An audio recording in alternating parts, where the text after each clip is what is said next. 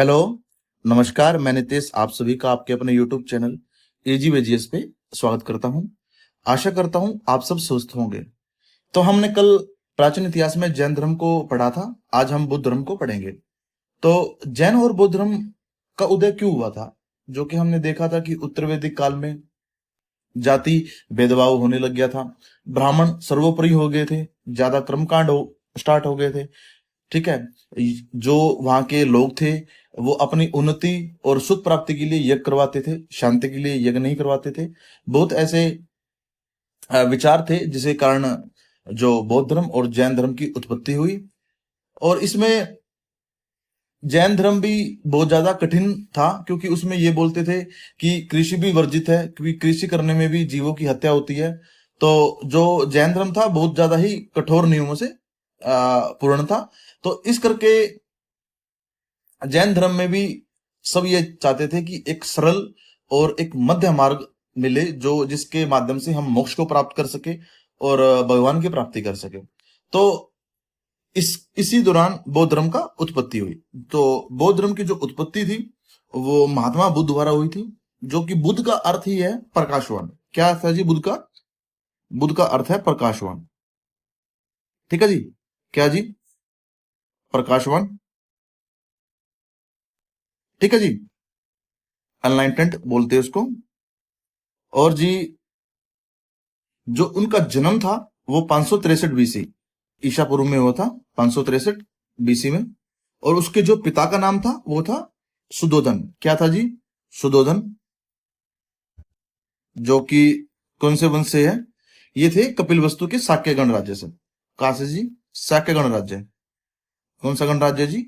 शाक्य गणराज्य। ठीक है जी। शाक्य गणराज्य से। और एक और मानना है कि हम जो महात्मा बुद्ध है उनको विष्णु भगवान का 9वां अवतार मानते हैं। ठीक है जी। कौन सा अवतार मानते हैं? 9वां अवतार मानते हैं। और जो भगवान विष्णु है वो 10 अवतार लेंगे। जो 10वां अवतार होगा वो कल्कि का अवतार होगा, जो कलयुग में होगा। और एक राम जी थे, एक परशुराम जी थे, एक श्री कृष्ण जी थे। एक वराह का अवतार लिया था, नरसिंह का अवतार लिया था भगवान विष्णु जी ने। और मत्स्य का अवतार लिया था। और कुरुम का अवतार लिया था भगवान विष्णु जी ने। ये 10 अवतार थे। ठीक है जी। और इनकी माता का नाम था महामाया देवी। क्या नाम था जी इनकी माता का नाम? पिता का नाम तो शुद्धोधन था और माता का नाम था महामाया देवी। क्या नाम था जी माता का? महामाया देवी। ठीक है। ये वही कोयला गणराज्य के थे भाई। कहां से थी? कोयला गणराज्य से। कभी पूछ लिया जाए तो कहां से थे जी? कोयला गणराज्य से। और जब महात्मा बुद्ध का जन्म हुआ उसके 7 दिन बाद ही इनकी माता का देहांत हो गया था। कितने दिन बाद जी? 7 दिन बाद।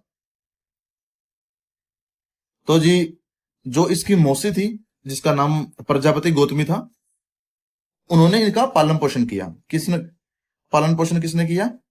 जो माता थी जिनका नाम प्रजापति गौतमी था, ये इसकी मौसी थी महात्मा बुद्ध जी की, प्रजापति गौतमी। ठीक है जी। देन इसका नाम जो बचपन का नाम था महात्मा बुद्ध का, उनका नाम था सिद्धार्थ। क्या नाम था जी? सिद्धार्थ। ये छोटी छोटी टर्म है, ये याद रखोगे आप। ये पूछी जाती है क्या नाम था क्या नहीं। बचपन का नाम सिद्धार्थ था। और एक हम बोल सकते हैं कालदेव है या फिर ब्राह्मण कौंडनी है ने भविष्यवाणी की थी ये तो या चक्रवर्ती राजा बनेंगे या फिर सन्यासी बनेंगे। सेम ही जो कि महावीर स्वामी थे उनके समय भी आकाशवाणी में यही बोला गया था ब्राह्मणों के द्वारा कि ये चक्रवर्ती राजा बनेंगे, ना तो फिर ये सन्यासी बनेंगे। ठीक है जी। इनकी पत्नी का नाम इनकी पत्नी का नाम यशोधरा था। ठीक है जी। क्या नाम था जी पत्नी का नाम? यशोधरा। ठीक है जी।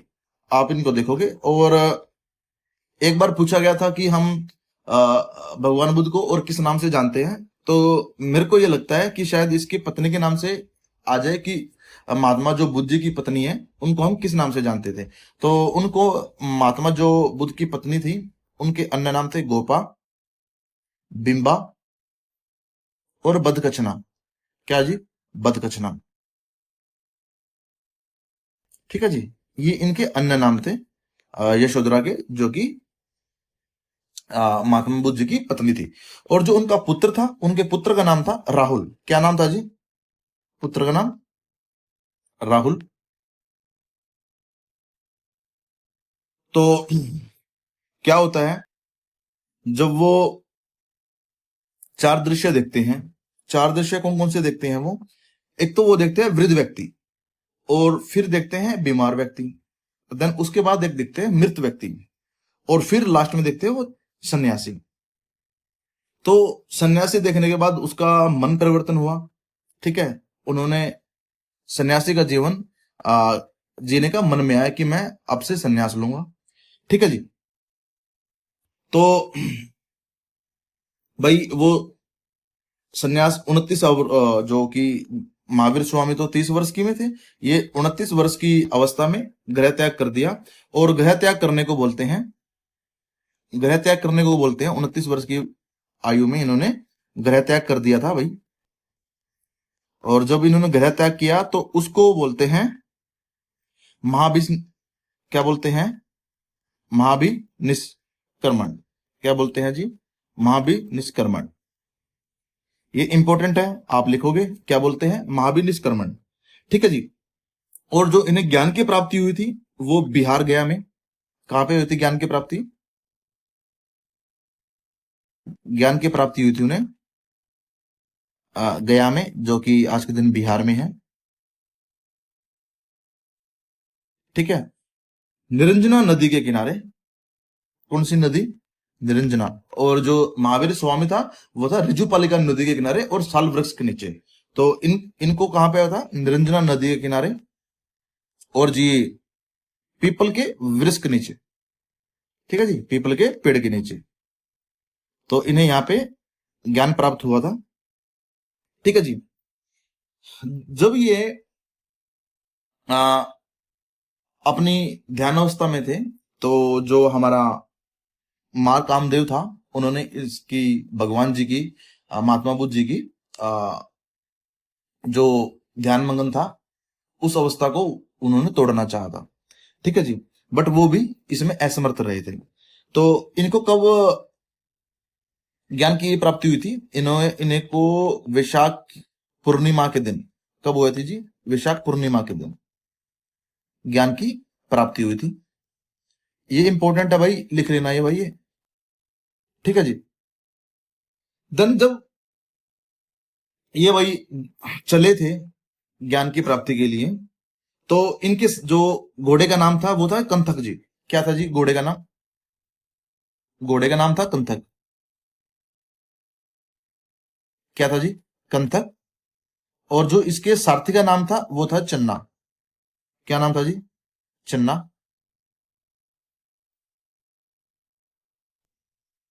ठीक है जी। देन भाई जब ये चल रहे थे जो कपिल वस्तु में, एक अनुमा नदी के किनारे, जहां पे अनुपीय बाग में इसने अपने सर मुंडलवा लिए थे। किसने जी? भगवान आ, बुद्ध जी ने। कहां पे अपने सर मुंडवाए थे? बाल मुंडवाए थे कहां पे?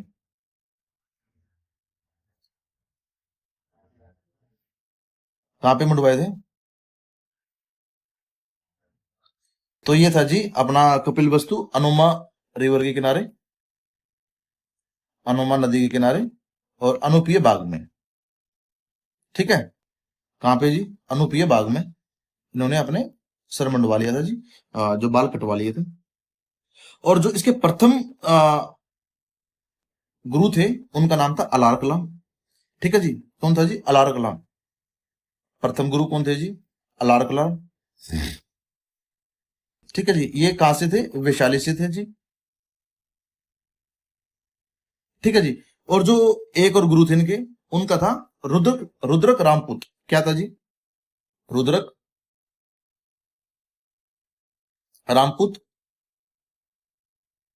ये कहां से थे जी? ये राजगृह से थे। ठीक है। तो अब हम इसके प्रतीक देख लेते हैं कौन कौन से। जब उनका जन्म हुआ तो उनका प्रतीक था कमल व सांड। जन्म के समय क्या था जी? कमल व सांड। ठीक है जी। और गया त्याग के किस समय था उनका प्रतीक, कौन सा था प्रतीक था जी? घोड़ा। क्या था जी? घोड़ा। और जी जब उन्हें ज्ञान प्राप्त हुआ तो उसको हम बोलते थे बोधि वृक्ष। क्या बोलते थे जी? बोधि वृक्ष। ठीक है जी। और निर्वाण है उनके पद चिन्ह। क्या जी? निर्वाण उनके क्या है जी? पद चिन्ह। तो ऐसे भाई हमें क्या जी? पद चिन्ह। निर्वाण क्या था जी? पद चिन्ह। ठीक है जी। अब भाई जब इन्हें ज्ञान की प्राप्ति हो गई थी भगवान बुद्ध जी को, तो ये सर्वप्रथम जो कि बौद्ध धर्म अपनाया था वो कौन थे?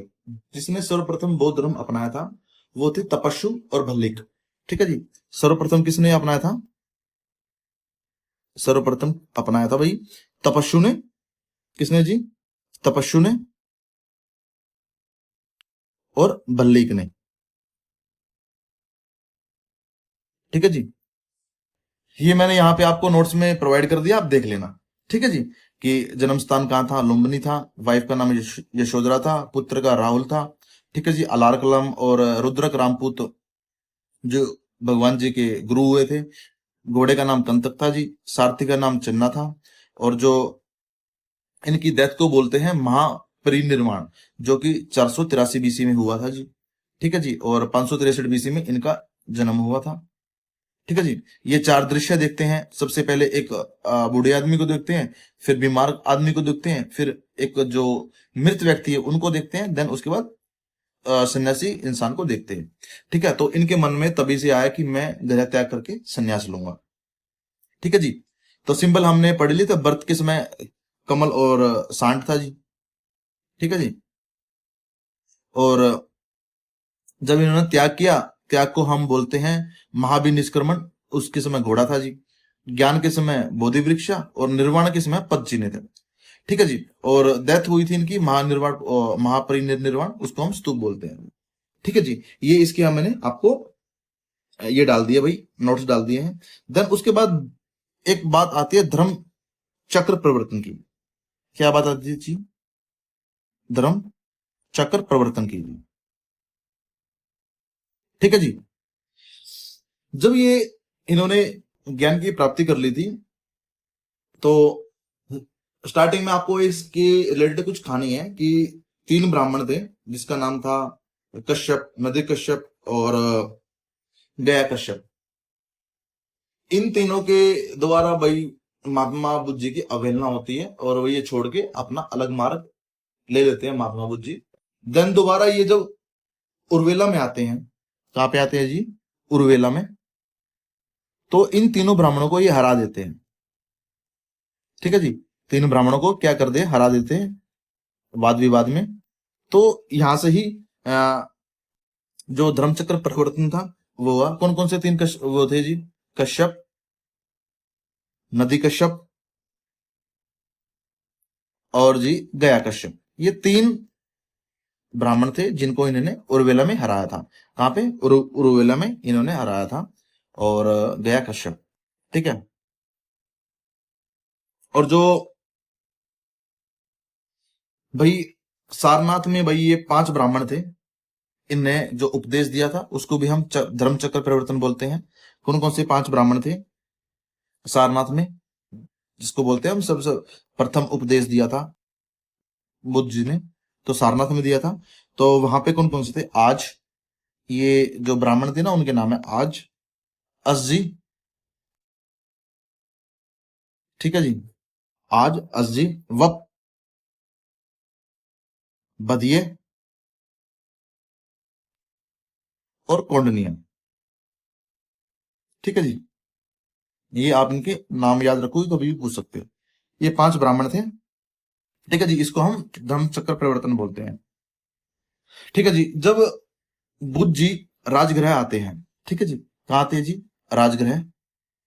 तो वहां पे उस समय शासन होता है बिंबिसार का। किसका होता है जी? बिंबिसार का। ठीक है जी। तो बिंबिसार जी ने स्वागत में इन्हें वेणुवन विहार उपहार दिया था। कौन सा जी? वेणुवन। कौन सा? वेणुवन विहार। ठीक है जी, वेणुवन विहार। और यहां से ही उनके शिष्य बने थे। कौन कौन से? इनके शिष्य कौन कौन से बने थे? बुद्ध के शिष्य राजगृह से। तो एक तो सारिपुत्र था। कौन था जी? सारिपुत्र। देन उपाली, और जी अभय। ठीक है जी। और जी एक था जी महामोद गलयन। ठीक है जी। और कौन सा था जी? महामोद गलायन। ये यहां से इनके चार शिष्य बने थे। कहां से शिष्य बने थे बुद्ध के? राजगृह से। कहां से बने थे जी? राजगृह से। ठीक है, राजगृह से शिष्य थे। कौन कौन थे जी? सारिपुत्र, उपाली, अभय और महामोद गलायन। ठीक है जी। जो कौशल नरेश की पत्नी थी, ठीक है जी, कौशल जो कि एक हमने पढ़ा था ना, महाजन था। कौशल नरेश की पत्नी, जिसका नाम था जी रानी मलिका, वो भी बौद्ध की अनुयायी बन गई थी। ठीक है जी। कौशल नरेश की पत्नी, जिसका नाम क्या था जी? रानी मल्लिका, ये भी बौद्ध की अनुयायी बन गई थी। ठीक है, जिसको हम इंग्लिश में बोलते हैं डेसिपल। ठीक है जी। देन उसके बाद भाई, ये मैंने आपको दे दिए, आप देख लेना कि 29 वर्ष की आयु में महात्याग था। आप इसको देख लेना एक बार। देन उसके बाद भाई, जो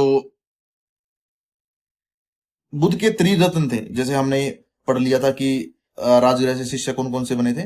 सारिपुत्र, महामोदगलायन, उपाली, आनंद। ठीक है, आनंद नहीं है ये, अभय। कौन है जी? अभय। ठीक है, रानी मलिका बौद्ध की डेसिपल बन गई थी, डिवोटी हो गई थी। ठीक है जी। देन उसके बाद भाई, ज्ञान के प्राप्ति के 6 वर्ष बाद, ठीक है, ये वैशाली के लिच्छवी ने बुद्ध को आमंत्रित किया था। ठीक है जी। किसने किया था जी? वैशाली के लिच्छवियों ने बुद्ध को आमंत्रित किया था और उन्हें दिया था भाई कुटाग्रशाला। ठीक है जी। कौन सा जी? कुटाग्रशाला विहार की स्थापना की थी। इंपॉर्टेंट है भाई, ये भी देख लेना। और जो एक उनके प्रिय आनंद शिष्य होते थे ना, उनके अनुरोध से महिलाओं का प्रवेश हुआ था। किसमें? बौद्ध में। और महावीर स्वामी के समय पार्श्वनाथ के द्वारा हुआ था। और इसमें आनंद के जो शिष्य थे, उनके द्वारा महिलाओं को संघ में अनुमति मिली थी। और जो सबसे पहली भिक्षुणी मिली बनी थी, उनकी जो मौसी थी प्रजापति गौतमी, वो सबसे पहले भिक्षुणी बनी थी जी। ठीक है जी। देन उसके बाद जब 20 वर्ष के बाद भाई, बुद्ध श्रावस्ती गए, जो कि श्रावस्ती एक महाजनपद था, और उंगलीमल को भिक्षु बनाया था। तो उंगलीमल की कहानी भी ऐसी थी, ये वही जंगल में रहता था, और ये जो भी जंगल में जाता था उसकी उंगली काट लेता था। ठीक है, तो सब इससे डरते थे, जंगल में जाने से डरते थे। तो भगवान बुद्ध जी वहां जाते हैं और उंगलीमल को समझाते हैं और उनका हृदय परिवर्तन करते हैं, और वो भी, उंगलीमल भी उनके शिष्य बन जाते हैं। ठीक है जी। और जो सबसे इंपॉर्टेंट है कि भाई, जो प्रमुख जो केंद्र बने हैं, कौशंबी और मगध बने हैं। कौन कौन से जी? कौशंबी और मगध। ठीक है जी। ये इंपॉर्टेंट है, इसको आप याद रखोगे, बहुत बार आया हुआ है। कौन कौन से जी? कौशंबी और मगध। और भाई कौशल में ही इन्होंने बहुत ज्यादा प्रचार किया। कहां पे जी? कौशल में बहुत ज्यादा प्रचार। ठीक है। और मगध में प्रचार केंद्र था। ठीक है जी। सॉरी सॉरी, ये भाई, यहां तो बहुत ज्यादा उपदेश दिए थे, कौशल में तो बहुत उपदेश दिए थे। और प्रचार जो केंद्र था, वो था जी मगध। मगध क्या था जी? प्रचार केंद्र। ठीक है जी। देन उसके बाद, जो महापरिनिर्वाण था, वो जब भगवान जी अंतिम पड़ाव में थे, तो वो हिरणावती नदी के तट पर अपने शिष्य, जो कि चुंद था, कि यहाँ पर भाई भोज्य सामग्री खा रहे थे। ठीक है जी। कहाँ पे? हिरणावती रिवर के किनारे। ठीक है जी। और चुंद जो एक शिष्य था उनके, कौन था जी? चुंद। इनके यहाँ पे भोजन कर रहे थे। ठीक है जी। जो एक फिर वो अतिसार एक रोग होता है। ठीक है जी। कौन से रोग से उनका देहांत हुआ था? अतिसार रोग से भगवान बुद्ध जी का देहांत हो गया था, और उनका 80 वर्ष में उन्होंने अपने प्राणों को त्याग दिया था। ठीक है जी। तो ये भाई उनके भाई जो 80 वर्ष तक था भगवान बुद्ध जी का जीवन, और उन्होंने अपना फिर जीवन त्याग दिया था। मतलब त्याग दे मतलब देहांत ही हो गया था उनका। तो सबसे इंपॉर्टेंट ये है कि निर्वाण का अर्थ होता है दीपक का बुझना। क्या जी? दीपक का बुझना। और जो फिर महात्मा जो बुद्ध जी थे, जब वो उनका देहांत हुआ तो उनके अवशेष है ना 8 जगह पे रखे गए थे। मतलब 8 जगह पे विभाजित हुए थे। सबसे पहला था जी मगध। कहा था जी? मगध। ठीक है जी। देन वैशाली। ठीक है जी। कपिलवस्तु।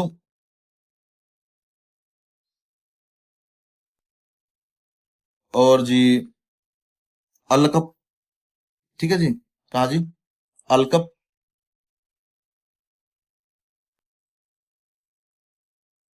रामग्राम। और जी पावा। कुशीनगर। और वेदपीठ। ये 8 जगह पे इनके अवशेष को रखा गया था। ठीक है जी। देन उसके बाद भाई हम महात्मा जो बुद्ध जी के तीन तीन रत्न बोलते हैं ना, तो वो कौन कौन से थे? बुद्ध, धम्म और संघ। कौन कौन से थे जी?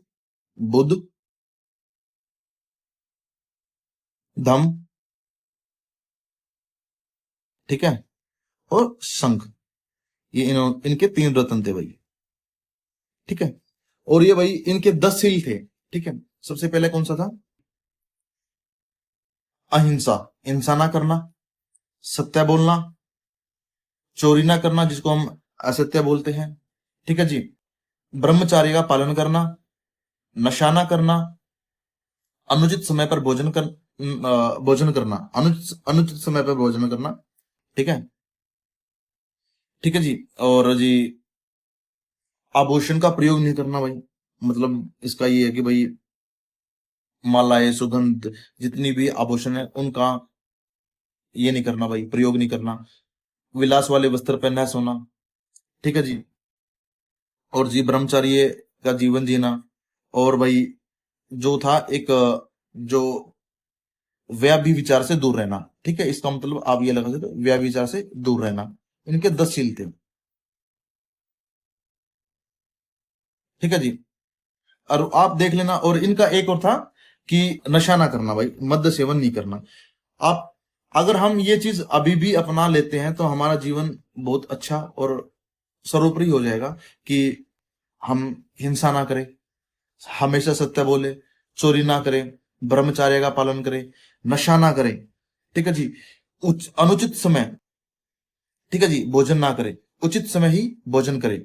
ठीक है। आभूषण का प्रयोग ना करें, विलास वाले वस्त्र पहना सोए, सोना चांदी से स्वीकार ना करें। ठीक है। तो ये इनके 10 जो वे थे, सील थे। और जो 5 शील थे जो ऊपर वाले थे, अहिंसा ना करना, सत्य बोलना, चोरी ना करना, संपत्ति न रखना, और मद्य सेवन ना करना। ये 5 जो ग्रस्त लोग थे जो अपना जीवन व्यतीत करते थे उनके लिए थे। और जो भिक्षु बनते थे उनके लिए 10 शील थी। ठीक है जी।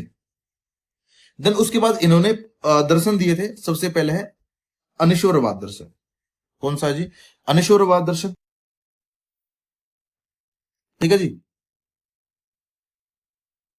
जो कि भाई ये बोलते थे ईश्वरीय सत्ता में विश्वास नहीं।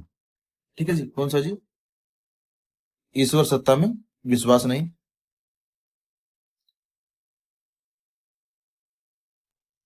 ठीक है जी।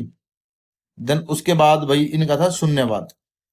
कौन सा था जी? शून्यवाद। इसमें ये बोलते थे कि जितनी भी कुछ जो भी है पृथ्वी पे वो टेम्परेरी है।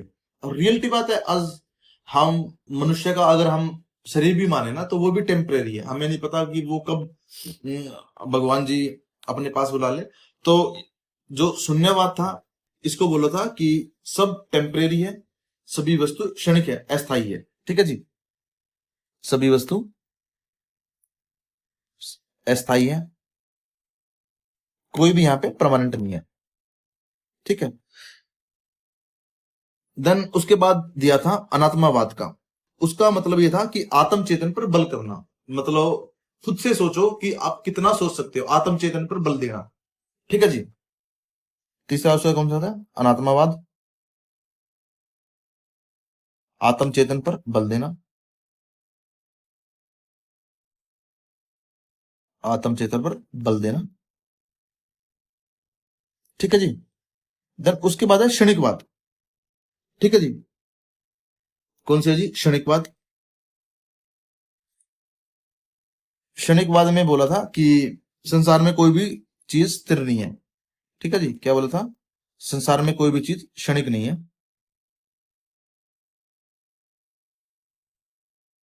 कोई भी चीज क्षणिक नहीं है। ठीक है जी।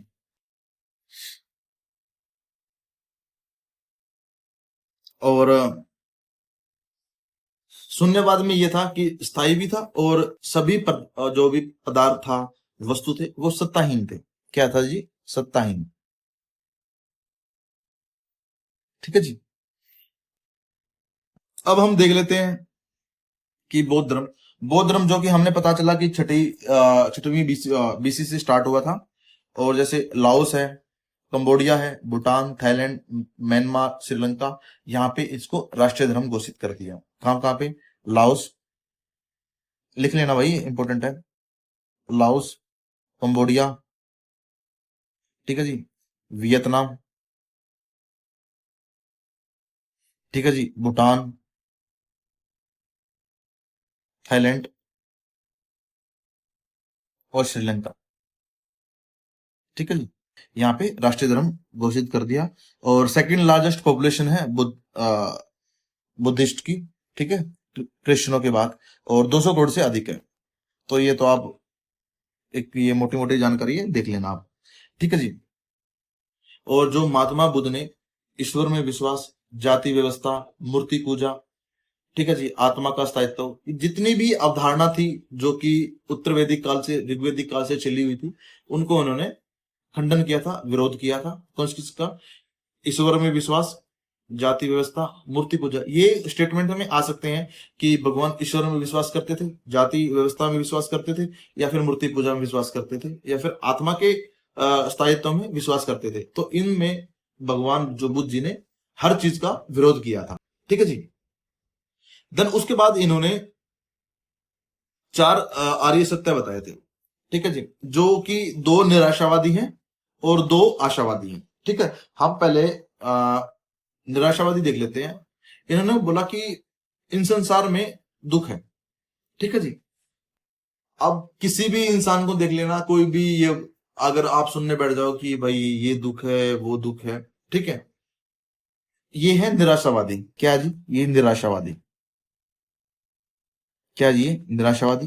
देन उसके बाद दुख का कारण भी निराशावादी में ही गिना जाए। ठीक है जी। देन उसको बाद है जो कि हम आशावादी में देखेंगे कि दुख को दूर किया जा सकता है और दुख निरोधगामिनी प्रतिपदा है। ठीक है जी। तो इसमें क्या बोला है कि संसार में बहुत दुख है, दुख का कारण क्या है, दुख का अंत संभव है, दुख के अंत के मार्ग है, जिसको हम जो अष्ट मार्ग बोलते हैं, वो देखेंगे क्या क्या है। तो ये दोनों आशावादी हैं और ऊपर वाले निराशावादी है। ठीक है जी। तो दुख के कारण कौन कौन से हैं आप देखोगे, अगर हम आज की लाइफ से रिलेट करें तो सबसे पहला अहंकार। ठीक है जी। घृणा, ईर्ष्या, लोभ, मोह, माया, भ्रम, इच्छा, रूप, अज्ञान। अगर मेरे पास 2 पैसे आ जाते हैं, अगर मैं अहंकार रखूंगा ना, तो मेरे वो 2 पैसों का कोई मतलब नहीं है। ठीक है। अगर मैं बेवजह किसी से घृणा करूंगा और वजह से भी मैं किसी से घृणा करूंगा, तो वो भी मेरा दुख का कारण है, क्योंकि मैं उसके पीछे किसी ना किसी के बारे में सोचूंगा ना कि यार उसने मेरा ये कर दिया, उसने मेरा वो कर दिया। तो इससे अच्छा ना आप उसके बारे में ना सोचकर अपने बारे में सोचो और आत्म चेतन करो कि हम क्या कर सकते हैं जीवन में। ठीक है जी। ईर्ष्या, ठीक है। ईर्ष्या नहीं रखनी चाहिए, लोभ कि आज ये आ जाए मेरे पास, कल वो आ जाए। मैंने बोला था ना कि संतुष्ट कौन है? अगर जिसके पास साइकिल से संतुष्टि मिलती है ना, ठीक है, वो संतुष्ट इंसान है भाई जीवन में, और खुश है वो। और जिसके पास जहाज भी है ना, अगर वो संतुष्ट नहीं है तो वो कहीं भी संतुष्ट नहीं है भाई। ठीक है। देन उसके बाद मोह, आप मोह रखोगे तो जो उससे आप मोह छूटेगा ना, तो आपको दुख और पीड़ा होगी भाई। ठीक है। जैसे आजकल हम किसी से प्यार भी करते हैं, तो जब वो छूटता है प्यार, वो मोह हटता है ना, तो उससे दुख होता है, भ्रम। भ्रम से भी दुख होता है। इच्छा हम किसी चीज की करते हैं और वो पूरी नहीं होती, उससे भी हमें दुख की प्राप्ति होती है। ठीक है जी। तो इन्होंने ये बताया था कि दुख के कारण ये है भाई। ठीक है जी। और दुख समाप्त करने के जो मार्ग थे, उन्होंने ये बताया था कि सम्यक दृष्टि। ठीक है। अच्छा देखो, सम्यक संकल्प, अच्छा संकल्प करो, अच्छा बोलो, सम्यक वाक, अच्छे कर्म करो, सम्यक कर्म। ठीक है जी। सम्यक आजीविका, अच्छे से आप अपने जो आजीविका है वो निर्वहन करो। सम्यक प्रयास, आप अच्छे एफर्ट लगाओ। सम्यक स्मृति, अच्छे से अपना जो स्मृति है, माइंड है, वो रखो। और सम्यक समाधि, अच्छे से कंसंट्रेट करो हर चीज के ऊपर। देन ये जो मार्ग है, ये आपका दुख का कारण नहीं बन, दुख, जो भी दुख होगा ना वो आपको हट जाएगा। देन मैं आपको एक स्टोरी सुनाता हूं जो कि भगवान बुद्ध जी से है। तो जब बुद्ध जी अपने शिष्य से बोलते हैं कि आप जाओ और मेरे लिए तालाब से पानी लेके आओ, तो शिष्य वहां पे जाता है और वो देखता है कि वहां पे जो पानी है, वहां पे महिलाएं कपड़े धो रही हैं और पानी गंदा हो रखा है। तो वो भगवान बुद्ध जी के पास दोबारा आते हैं और बोलते हैं कि गुरुजी पानी गंदा है। तो बुद्ध जी ने कहा कि बैठ जाओ और थोड़ा प्रतीक्षा करो। तो कुछ समय बाद पानी अपने भाव से वो गंदगी आगे ले गया और पानी साफ हो गया। देन शिष्य उसको, भगवान बुद्ध जी को पानी पिला दिया शिष्य जी ने। तो बुद्ध जी ने कहा कि मन भी ना पानी की तरह ही है। ठीक है। अगर आपको किसी भी समय गुस्सा आता है, अगर वो गुस्से को आप 2 मिनट बैठ के सोच ले हो ना, तो आप गुस्सा नहीं करोगे किसी पे भी। ठीक है जी। तो जो हम एक तीव्र वाले डिसीजन लेते हैं, ठीक है, कि हाँ भाई ये करना है, ठीक है, तो उस पे आप आत्मचिंतन करो, आत्मचेतन करो। और भाई समय हर चीज को फील करता है। ठीक है जी। समय आने पर हर चीज ठीक होती है। ठीक है। तो भगवान जी ने दिखाया था ना कि पानी के बहाव से उसकी गंदगी भी चली गई है ना। तो आप प्रतीक्षा करोगे, उस पे आप कंसंट्रेट करोगे, आप देखोगे ना कि कंसंट्रेट करना, उन्होंने एक अष्टमार्गी मार्ग बताया था। तो कंसंट्रेट करोगे अच्छे से, ठीक है, अपना जो राइट माइंडफुलनेस करोगे, सम्यक स्मृति करोगे, तो आपको ना रियलिटी में आप मोक्ष के बहुत करीब होगे और आप एक बेहतर इंसान बन जाओगे। ठीक है जी। तो बुद्ध जी ने जो अपना अंतिम संदेश था, उसमें क्या था, अपना दीपक स्वयं बनो। ठीक है। मतलब खुद से ही सोचो, खुद से ही करो कि आप, मतलब दूसरों को दीपक देख के आप उसमें, मतलब ये ना कि उजाला नहीं देख सकते। आपको अगर खुद से मतलब खुद से करना है ना, अगर अंधकारा बुझाना है तो आपको खुद ही उजाला करना पड़ेगा। तो इन्होंने बोला था अपना दीपक स्वयं बनो। ठीक है। और उद्देश्य था इनका जन कल्याण। क्या था जी? Welfare of the people. ये इनके 8 मार्ग थे, टीचिंग थे बुद्धा के। ठीक है जी। जो कि अष्टमार्ग हमने बताया था, सम्यक राइट, सम्यक दृष्टि, सम्यक संकल्प, सम्यक विचार। ठीक है। सम्यक वाक, सम्यक कर्म, सम्यक आजीविका, सम्यक प्रयास, सम्यक स्मृति और सम्यक समाधि। ठीक है जी। और देन उसके बाद जो भगवान जो बुद्ध जी थे, उन्होंने करुणा पर विशेष बल दिया था। करुणा क्या होती है? करुणा वो होती है कि जिसको हम बेनिवोलेंट बोलते हैं हिंदी में और इंग्लिश में, और अल्ट्रुइस्ट भी, परोपकारी, कि आप दूसरों के काम आए, हमेशा आप दूसरों के काम आए। ठीक है जी। और करुणा इन्होंने 3 प्रकार की बताए थे। सबसे पहले है स्वार्थमूलक करुणा। ठीक है जी। क्या जी? स्वार्थमूलक, जीवित प्राणी जैसे माता पिता के प्रति करुणा, वो है स्वार्थमूलक करुणा। देन उसके बाद है जो है सेतु करुणा, संकट की किसी भी सहायता, मतलब मैं अगर संकट में हूं और कोई मेरी सहायता करे, उसको हम बोलेंगे सहतु की करुणा। क्या बोलेंगे जी? सहतु की करुणा। जन उसके बाद भाई हेतु की करुणा, इसमें भाई सभी व्यक्ति के लिए प्रति समान रूप से करुणा करना। ठीक है जी। मतलब हर एक आपकी दृष्टि में हर एक इंसान बराबर है। ठीक है जी, ये हेतु की करुणा, यहीं से हमारा जो आर्टिकल 14 से 18 है, ठीक है, 14 टू 18 बताओगे अब ये कहाँ किससे रिलेटेड है। तो हम इसको हेतु की करुणा से भी जोड़ सकते हैं। किससे जी? हेतु की करुणा से, कि सब समान है, सब बराबर है, ठीक है, सब मनुष्य सबकी नजरों में समान होना चाहिए। इन्होंने 3 प्रकार की करुणा बताई थी, स्वार्थमूलक, सेतु की और अहेतु की। ठीक है जी। देन जो भाई आ, जो बौद्ध भिक्षुओं का समुदाय है, उसको बोलते हैं संघ। ठीक है जी। और जो बौद्ध भिक्षुओं का जो स्मारक है उसे बोलते हैं हम स्तूप। और जहां पे बौद्ध भिक्षु निवास स्थान करते हैं उसका नाम है विहार। तो जैसे बिहार का नाम भी विहार से ही पड़ा था। और आजकल देख लो जैसे गांधी विहार है, नेहरू विहार है, ये रहने के स्थान को ही बिहार बोलते थे। और ये क्वेश्चंस पूछा गया है कि हम बिहार का मतलब क्या है। देन उसके बाद चैत्य, एक चैत्य है। चैत्य का मतलब होता है भाई पूजा स्थल, बौद्ध भिक्षुओं का पूजा स्थल, बौद्ध भिक्षु का पूजा स्थल। ठीक है जी। ये आप देखोगे इंपॉर्टेंट है, ये चारों इंपॉर्टेंट है। देन उसके बाद भाई यहाँ की जो प्रणाली थी वो डेमोक्रेटिक थी। ठीक है जी, क्या थी जी? डेमोक्रेटिक। तो भाई ये बोलते हैं ना कि हमें डेमोक्रेसी सिखाएगी। ये डेमोक्रेसी तो हमने देखो, जैसे हमने वज्जी में और मल्ला में देखा था कि हमारे सारे गणतंत्र थे। ठीक है, यहाँ भी डेमोक्रेटिक बात और की थी।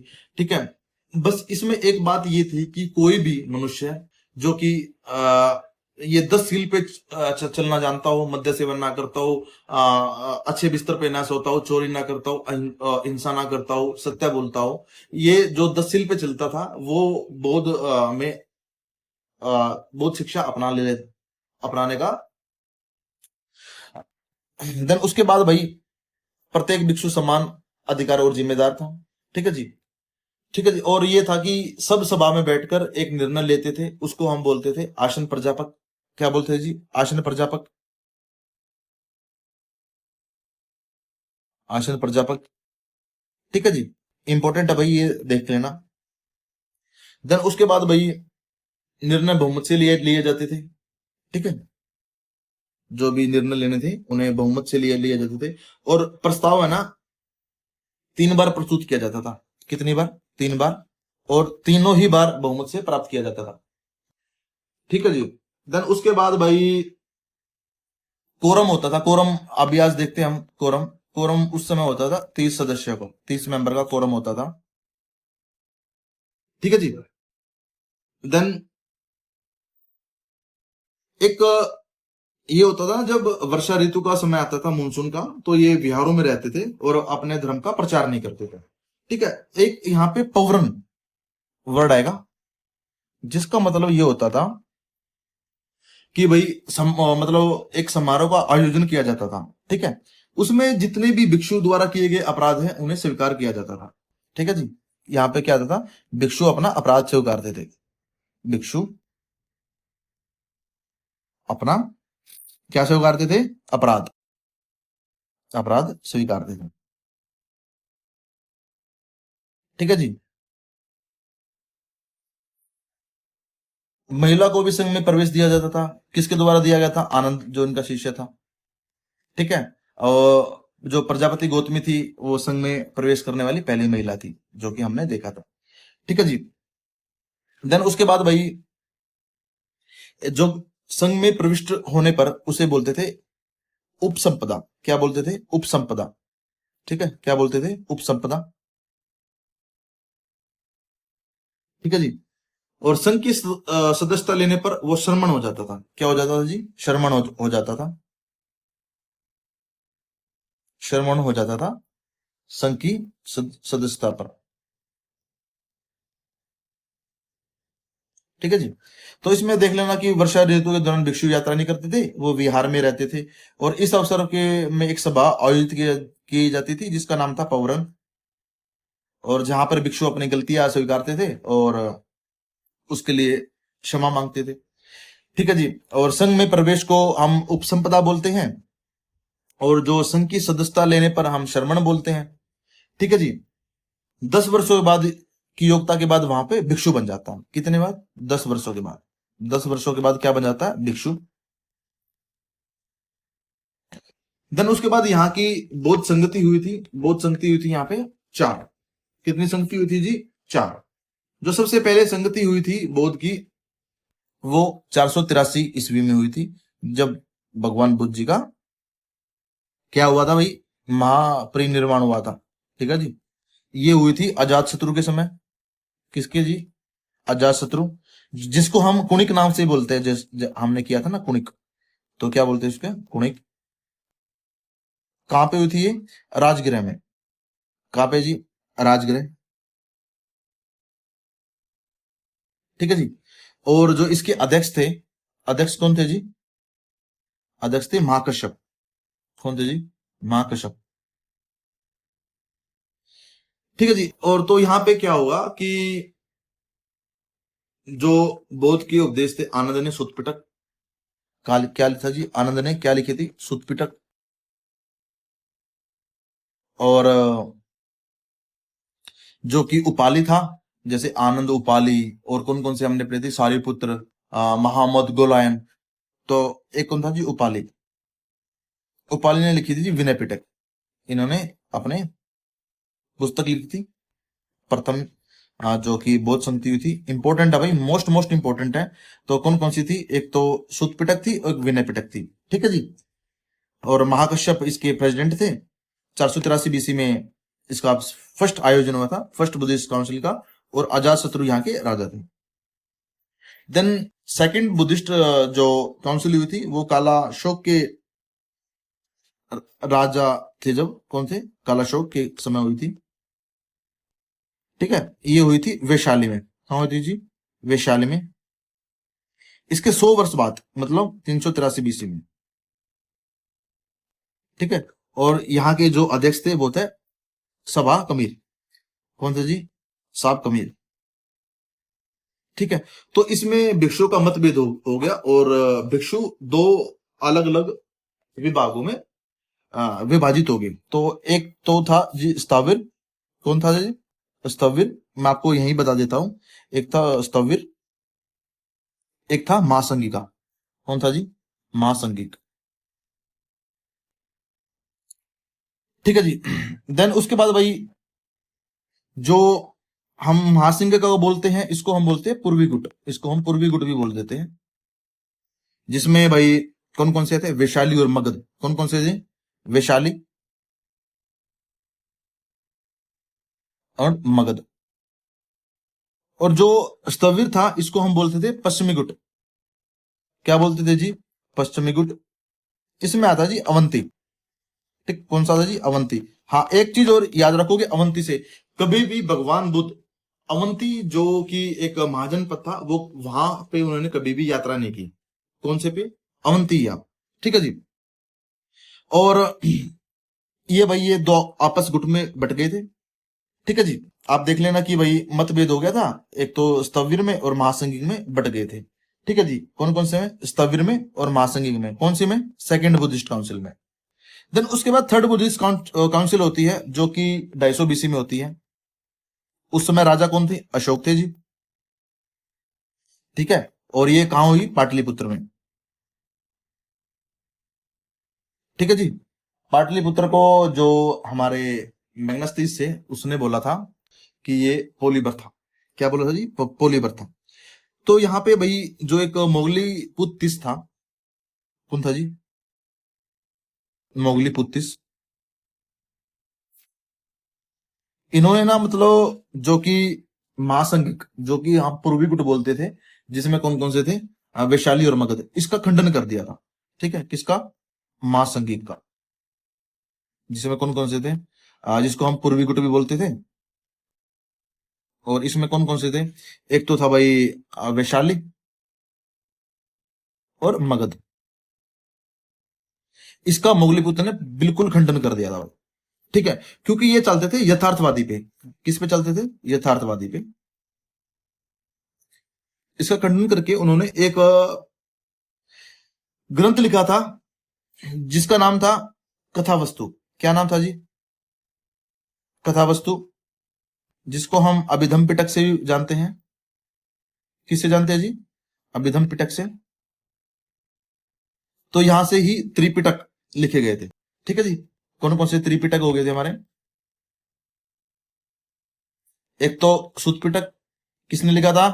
आनंद ने। विनय पिटक किसने लिखा था? उपाली ने। लिख लेना, ये किसने लिखा था? आनंद ने। ये किसने लिखा था? विनय पिटक, उपाली ने। और अभिधम पिटक किसने लिखा था? मोगली पुत्तिस ने। किसने जी? मोगली पुत्तिस ने। ठीक है जी। और कौन सा था ये? अभिधम पिटक। ये आप अभी थोड़ा सा ना अटपटा लगेगा, जब हम इसको पूरे को समअप करेंगे ना, जब बताता हूं आपको कैसे करेंगे। इसने लिखा था अभिधम पिटक। देन उसके बाद जब फोर्थ काउंसिल हुई, तो वो कनिष्क के काल में हुई। किसके काल में जी? कनिष्क के में, जो कि कश्मीर में कुंडलवन में हुई। कहां पे जी? कुंडलवन में। ठीक है जी। और जो इसकी अध्यक्षता थी वो की थी अशोक घोष और वसुमित्र ने। किस किसने? वसुमित्र ने और अशोक घोष ने।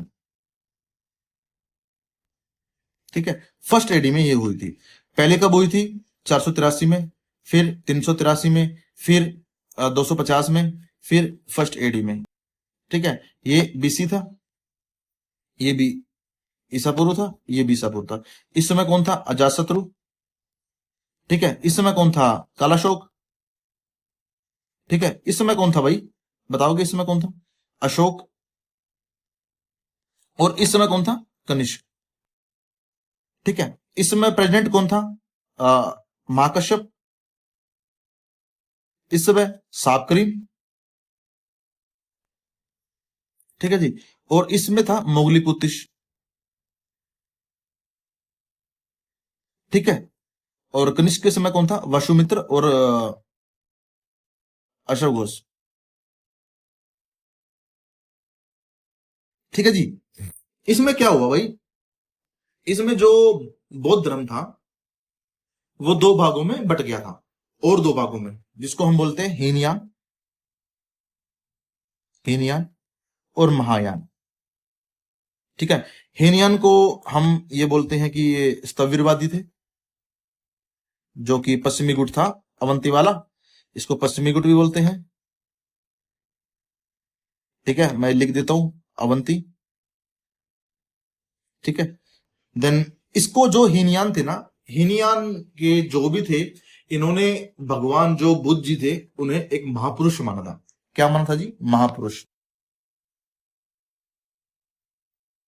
ठीक है जी। जो महायान थे वो महासंगिका, जो कि हम पूर्वी गुट बोलते थे, कौन कौन सा था? वैशाली और मगध। महासंगिक, ये पूर्वी गुट थे, यथार्थवादी थे। कौन कौन से? वैशाली और मगध। ठीक है जी। और इसमें लोग पता है क्या मानते थे? इसमें मानते थे, देवता मानते थे भगवान बुद्ध जी को। क्या मानते थे जी? देवता। और फिर यही कारण हो गया कि बुद्ध का भी एक पतन होने का कारण यही था कि धीरे धीरे लुप्त होता गया, क्योंकि यहाँ पे भगवान बुद्ध जी की मूर्तियां, जिसने मूर्तियों का खंडन किया, जिसने ईश्वर में ही आप ईश्वर की जो विश्वास था उसको ही खंडन किया, उसमें ही लोग दोबारा इनको भगवान मानने लगे थे। तो इस जो एक कारण था ना भाई, ये भी एक कारण था उनके पतन होने का। क्या माना उन्होंने? देवता माना। ठीक है जी। देन उसके बाद भाई जो हीनयान था, हीनयान भी भाई आगे जाके दो भागों में विभाजित हो गए। ठीक है जी। हीनयान भी किस में हो गया जी? दो भागों में, जिसको हम एक बोलते हैं वैभाव, वैभाषिक। क्या वो जी? एक वैभाषिक और एक सोत्रांतिक। क्या जी? सोत्रांतिक। एक वैभाषिक, एक सोत्रांतिक। ठीक है जी। मतलब ये बोलते थे वैभाषिक वाले कि हमें अगर बाह्य जो बाहर वाला जगत है उसका हमें ज्ञान लेना है ना, तो हमें बाहर जाके ही ज्ञान लेना पड़ेगा। मतलब यहां बैठे बैठे ज्ञान की हमें प्राप्ति नहीं हो सकती बाह्य जगत की। ठीक है जी। तो इसको हम बोलते थे प्रत्यक्षवादी। ये बोलते थे कि बाह्य जगत का बाह्य जगत का ज्ञान केवल प्रत्यक्ष से ही संभव है। ठीक है, प्रत्यक्ष से मतलब जाकर ही। इसके जो मानने वाले थे कौन कौन से थे? वसुमित्र, ठीक है जी, घोष, अशोक घोष, बुद्धदेव, इनके मानने वाले थे। कौन थे ये? वैभाषिक थे। देन उसके बाद जो सौत्रांतिक थे वो सूतपिटक। सूतपिटक किसने लिखी थी? आनंद ने लिखी थी। ठीक है जी, ये बोलते थे, इन्होंने बाह्य जगत का अस्तित्व स्वीकार तो किया पर ये मानते थे कि प्रत्यक्ष रूप से संभव नहीं है। ठीक है, ये मानते थे कि स्वीकार तो कर लिया था कि बाह्य जगत भी है, बाह्य जगत को स्वीकार किया था, बट ये मानते थे कि प्रत्यक्ष संभव नहीं है, प्रत्यक्ष संभव नहीं है। ठीक है जी, क्या बोलते थे ये? प्रत्यक्ष संभव नहीं है।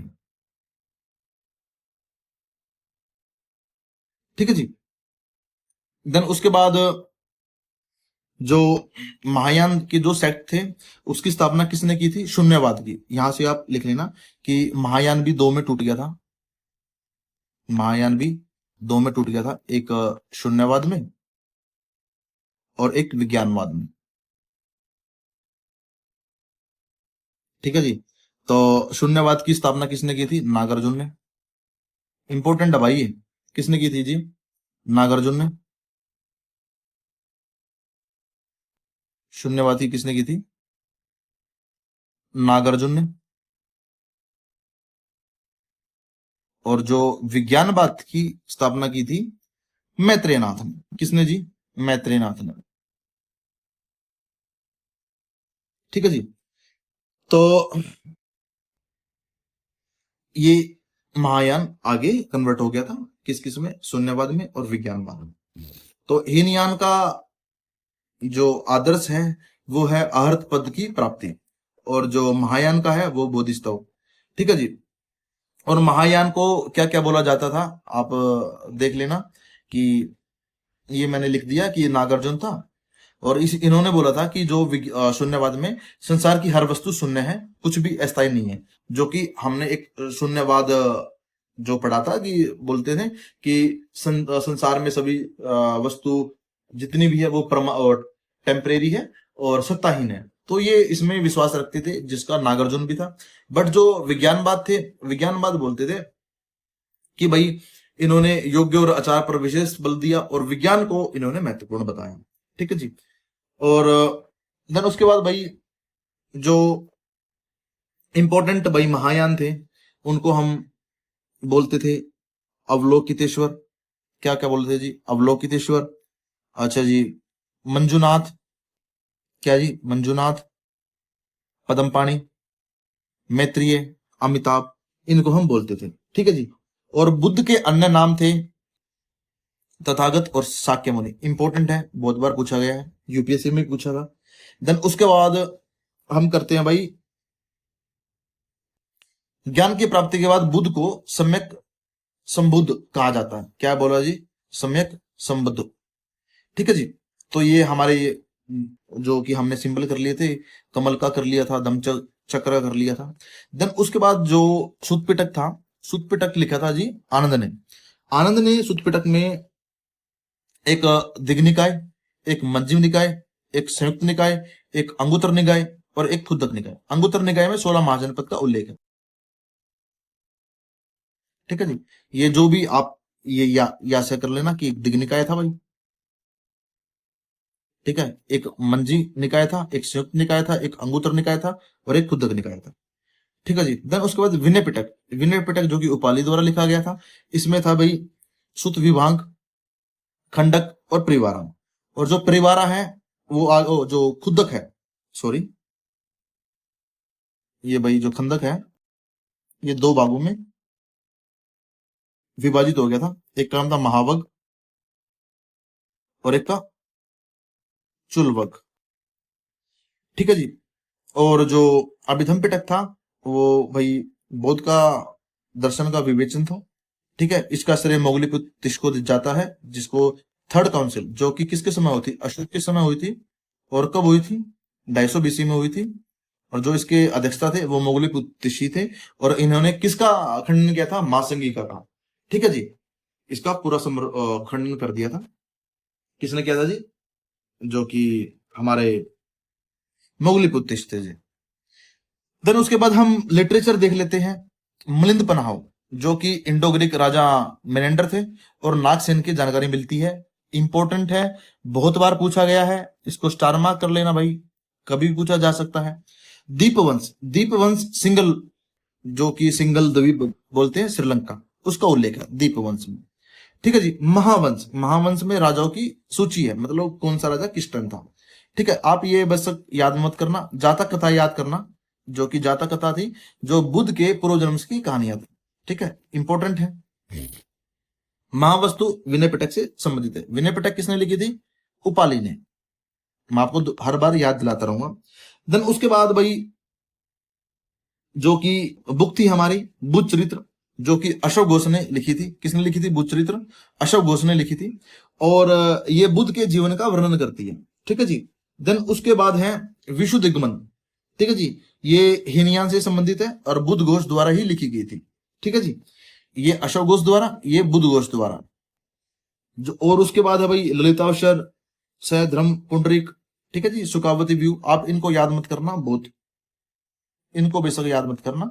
ठीक है, इन दोनों को याद कर लेना। और light of Asia, light of Asia किसने बोला था? ये बोला था सर एडविन ने। ठीक है जी। और जो इनकी भाषा थी वो पाली थी।